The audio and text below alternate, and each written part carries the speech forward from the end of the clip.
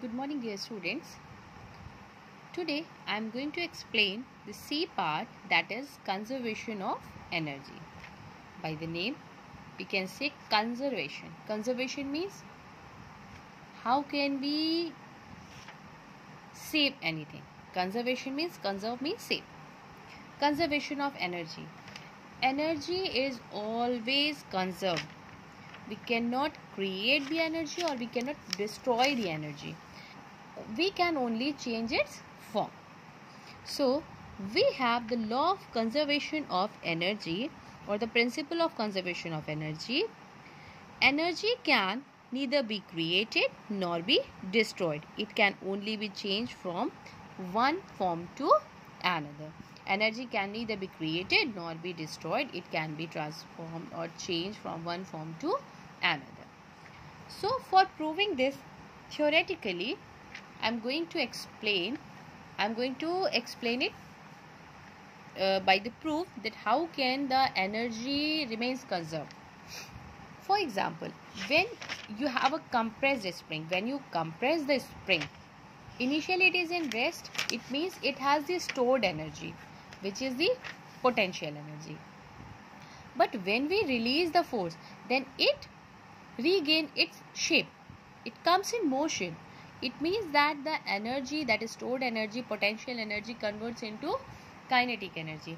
So this interconversion of kinetic and potential energy always takes place in the different tasks or the different examples which we are going to take.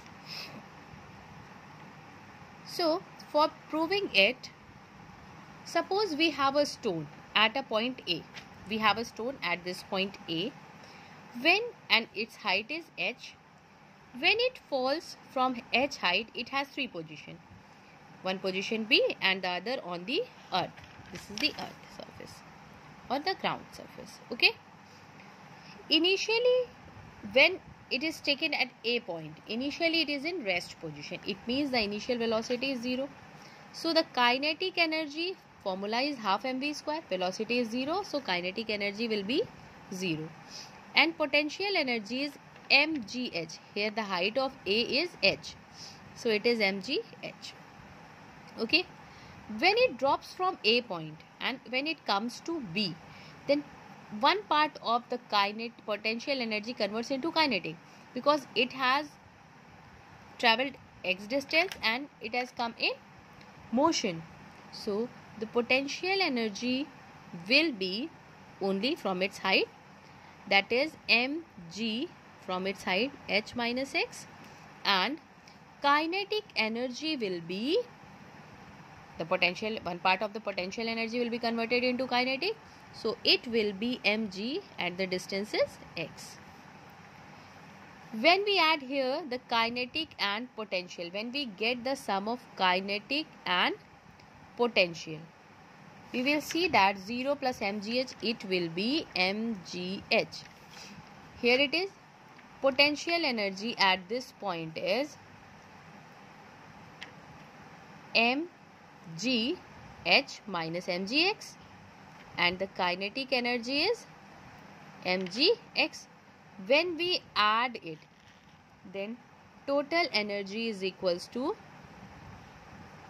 this will be cancel out, plus minus will be cancel out, total energy plus minus will be cancel out and the total energy will be mgh. When the same stone, same particle comes to the point C, when it comes to the point C, then at this point the entire potential energy will be converted into kinetic. It will travel h height. So the potential energy will be 0 because it is in motion, it is not in rest, and the kinetic energy will be mgh. So again here the sum will be mgh. So we can see that at every point, at A point the total energy is mgh, at B point the total energy is mgh, and at C point the total energy is mgh.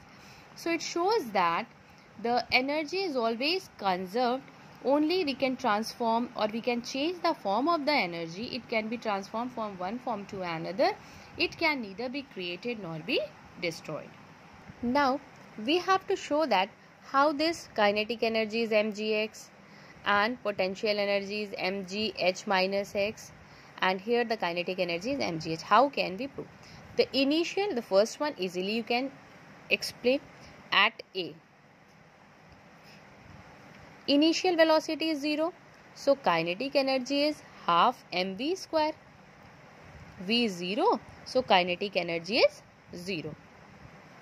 V is 0, kinetic energy is 0. If we have potential energy, then it will be mgh. So the total energy will be 0 plus mgh, it is mgh. Now at B point, we know that the initial velocity is 0. We know that the kinetic energy is half mv square. Okay. We all know the equation of motion. By the third equation of motion, v square is equals to u square plus 2as. Okay. For the freely falling body, the acceleration will be gravity and s is the distance. Initially, the velocity was 0, so u is 0. So v square is equals to 2 in place of acceleration gravity. How much height it has traveled at B? X. So it is 2gx. Okay. So when we get the kinetic energy, then it is half m in place of v square 2gx. 2 is cancelled out. It is mgx. This is the kinetic energy. And potential energy mgh.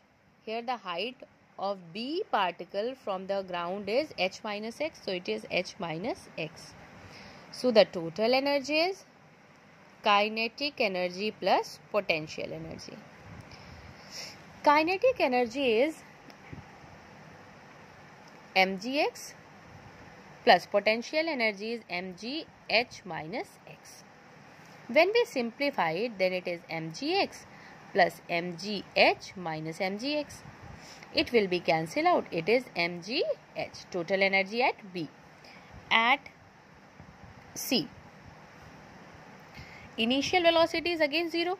So v square is equals to u square plus 2as. In this condition, at C point, the height, the distance will be equals to h. From A to C, it is h. So it will be v square is equals to u square plus 2gh. Initial velocity is 0, so v square is equals to 2gh. So the kinetic energy will be half mv square. In place of v square, 2gh. It is cancelled out. It is mgh. In this condition, when the ball hits the ground, it was in motion. So the potential energy will be 0. And the total energy is mgh. So it has proved that at C, at B, at A, at all these 3 points, the total energy is mgh. So we can say that the energy is always conserved. It can be transformed from one form to another, but it can neither be created nor be destroyed. Next is the application of principle of conservation of energy. It will be applied in the simple pendulum. It consists of a bob which is suspended from a rigid support with a massless inextensible string. Initially it is at A point. When it starts oscillating means it's to and fro motion. When it starts oscillating, then it moves from A to B, and then from B to A, and then A to C. Okay. Initially it is in rest. This position is called its mean position. In this condition it is in rest. So its potential energy, initially it is in rest, so the kinetic energy will be 0 and it will have potential energy mgh. Okay. But when it starts oscillating, then the potential energy will be 0 and entire potential energy will be converted into kinetic energy, that is mgh. When it reaches from A to B, from the point from where it returns, why it returns towards the initial position? Gradually its speed decreases, its velocity decreases, and at B point, when its velocity becomes 0, it comes in rest. Then from that point, because of the gravity, it starts moving back. So if the velocity becomes 0, it means that the kinetic energy at this point is 0, and the entire kinetic energy will be converted into potential, that is mgh. Again it moves towards the C, and at C point, when the entire kinetic energy becomes 0, when the velocity becomes 0, then it will come in rest and the potential energy will be mgh. So at every point we will see that the total energy will be mgh.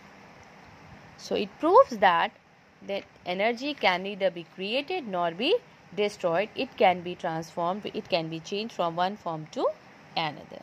So I hope you all have understood. If you have any queries, then you can ask. Thank you.